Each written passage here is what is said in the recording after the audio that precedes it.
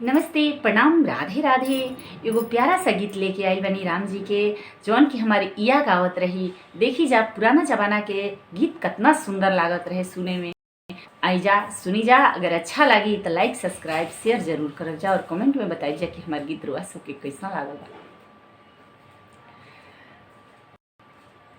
राजा दशरथ जी के चार गोला नवारमा, चारों खेले ले फूल गेंदा, देखत निकला गेला राम। चारों खेले ले फूल गेंदा, देखत निकला गेला राम।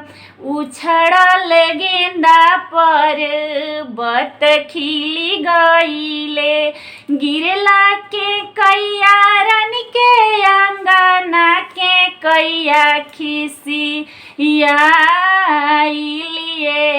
राम।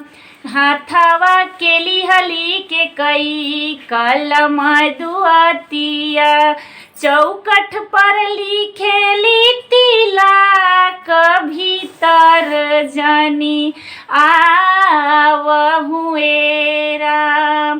खेली कूदी राम जी घर के लवटले, चौकठ पर पड़ली नजरिया, भीतर कैसे जाई बिये राम। चौकठ पर लिखल बा तिलक, भीतर जनी आवहुए राम।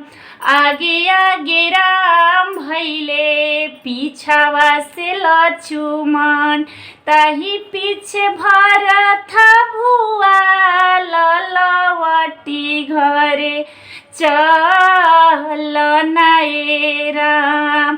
पिताजी भैले स्वर्गवास, लवटी घरे चल नाए राम। लेहु न भरत चंदन खरउआ, दूजे हथवा ले लोहा बान, मुकुति बनी जई हनिए राम। दूजे हाथ ले लोहा बान, मुकुति बनी जई हनिए